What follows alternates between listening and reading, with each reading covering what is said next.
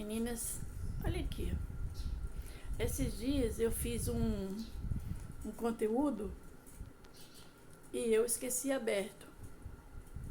Isso aqui. E falei no conteúdo que eu tinha esquecido aqui aberto.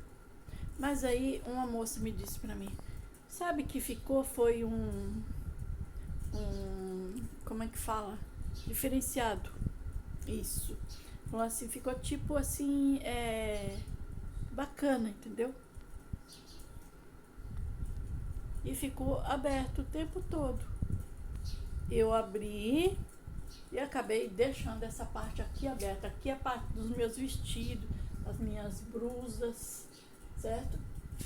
E às vezes a gente faz coisa com tanta pressa e acaba esquecendo do principal. Mas ficou um cenário bacana, beleza?